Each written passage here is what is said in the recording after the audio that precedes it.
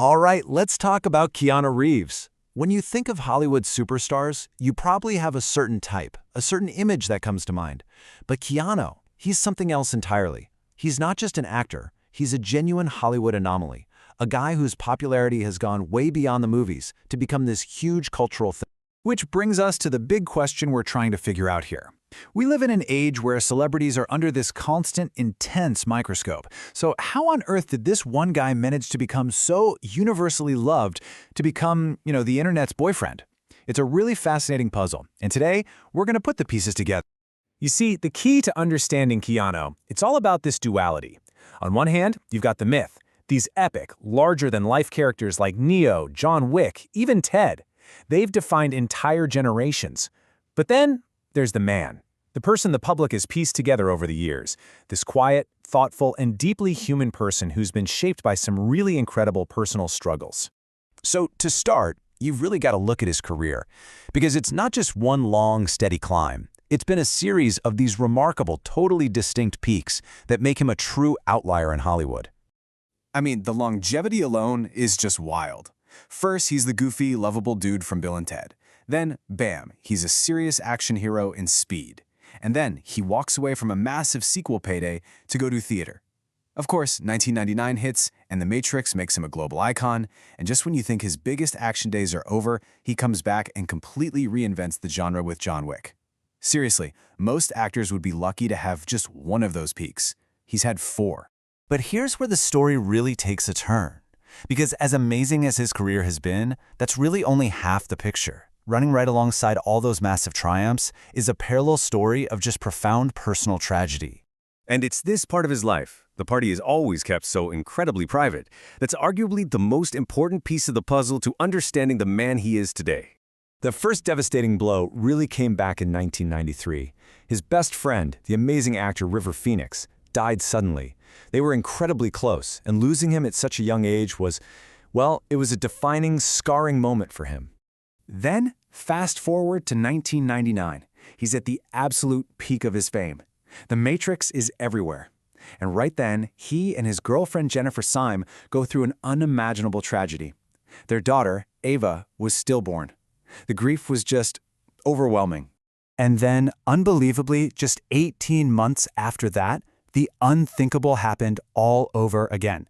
Jennifer Syme herself was killed in a car accident. So in the span of less than 2 years, he lost his child and the woman he loved. Knowing this history, it gives so much context to how we see him. You remember that sad Keanu meme that went totally viral? Just a photo of him on a park bench, looking lost in thought. When somebody finally asked him about it, his answer was so simple, so Keanu. He just said, "I was just hungry. I was thinking about some things." That quiet humility, right there, is a huge reason why people feel such a strong connection to him. So you have to ask, right? How does a person process that much loss? Where do you even go from there?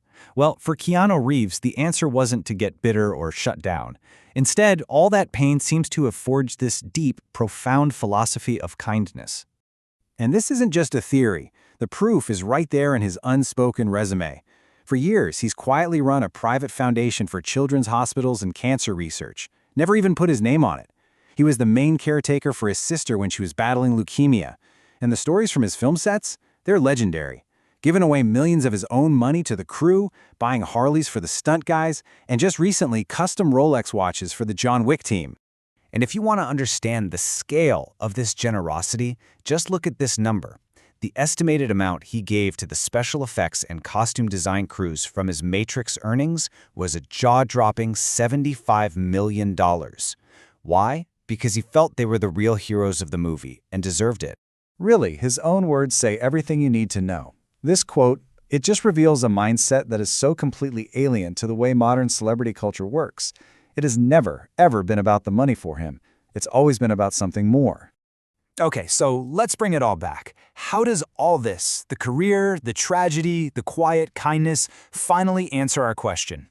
When you put all of these pieces together, you really start to see why he connects with people so deeply.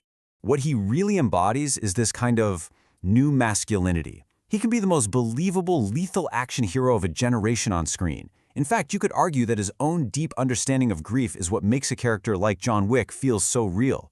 But then off-screen, he shows this quiet strength that's all about empathy and vulnerability and genuine kindness. That combination is just incredibly powerful, and it's clearly something people are desperate to see. And you know it's not an act. There are countless stories just like this one.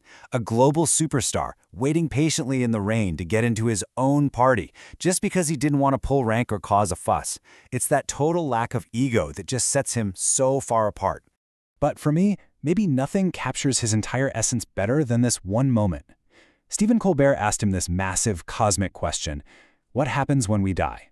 And his answer wasn't some clever philosophical take. It was just simple and beautiful and all about human connection. It was the answer of a man who knows loss inside and out. So in the end, we're left with this final thought. This whole Keanu renaissance, this massive cultural moment, maybe it's not just about one man. Maybe it's holding up a mirror to all of us and asking a much bigger question about the kind of heroes we're looking for today.